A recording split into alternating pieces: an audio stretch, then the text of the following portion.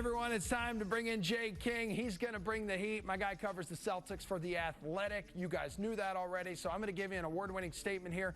You're going to bring the heat. You're going to drop some takes on us, okay? I'm ready. All right, first up, Brad Stevens has the most at stake in this series. Bring the heat. No, I don't think so. Brad, obviously, last year was not good for him. The Celtics drastically underachieved.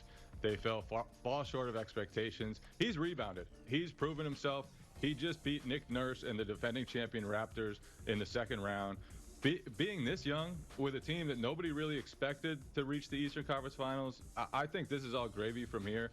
I do think this is a good matchup for the Celtics, but Brad, again, has a great coach to go against in Eric Spoelstra. So I don't think if they lose, it's on him. Okay, bring the heat. The Jimmy Butler-Marcus Smart rivalry will bring all the smoke. Oh, yeah, absolutely. Those guys bring all the smoke, even if they don't have a rivalry. I love it. There's bad blood from a few years ago.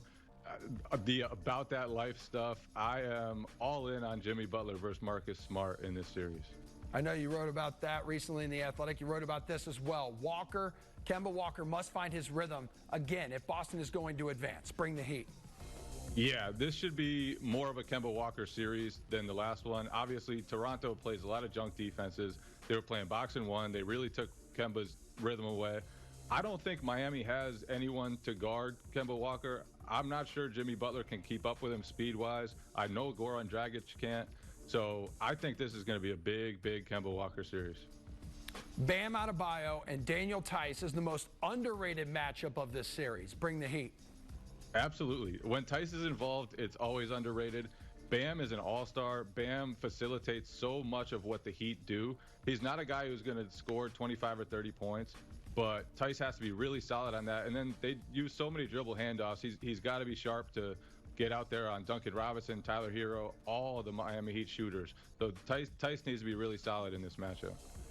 Deuce Tatum, Jason Tatum's son, gets out of quarantine tomorrow. Could be courtside to watch Daddy, which confirms Tatum is dropping 50, right? Bring the heat. At least 50. At least 50 for Deuce.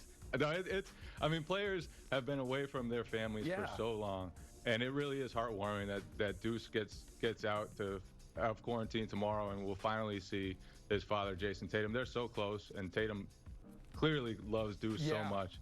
And so that's going to be an awesome moment when Deuce gets out of quarantine. Yeah, I was going to say, if it's not like his son that motivates him, it's when he gets like a fresh haircut. The guy just absolutely goes off. That too. I think either one can go for it.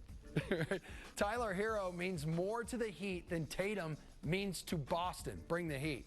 That is a wild claim. Absolutely not. Tatum is the best player in this series. Tatum is better than Jimmy Butler, I think. You know, we didn't see a lot of Tatum's step-back three-pointers against Toronto because they're so into the ball. They really pressure you. I think we'll see more of that in this series. I think he's going to have a big series. All right, perfect segue. Gordon Hayward's return will hurt the Celtics. Bring the heat. I think there's a chance when he first comes back that he's not 100%, that it kind of breaks up the Celtics rhythm a little bit. But, you know, after whatever initial struggles there are, it's huge for them because it limits the bench minutes. It gives him another playmaker on the court at all times. He's 6'8" and strong.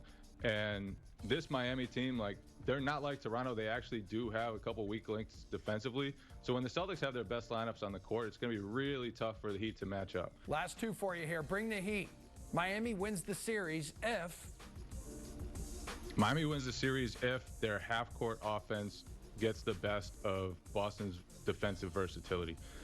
Brad Stevens made a wild claim that this Heat team is the closest the Eastern Conference has seen to the Golden State Warriors.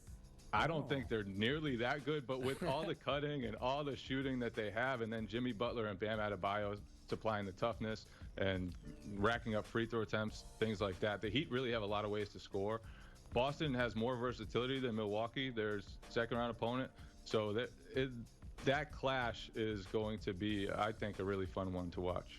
All right, and the Celtics punch their ticket to the NBA Finals if Miami can't keep up with them. I really think that Duncan Robinson, Tyler Hero, Goran Dragic, those guys are going to have a tough time guarding their man in this series. Now, I know Spoelstra's a great coach. I know he'll probably have some zone defenses to junk it up, but I just think that in this series, if Boston takes advantage of the mismatches, then the Celtics should win this series. All right, Jay King, he covers the Celtics for The Athletic. Just made his NESN After Hours debut. Go read his words right now. Thank you, Jay. Thank you, sir. All right, The Athletic recently hitting 1 million subscriptions. If you need more in-depth insight, subscribe to The Athletic for every sports story that matters.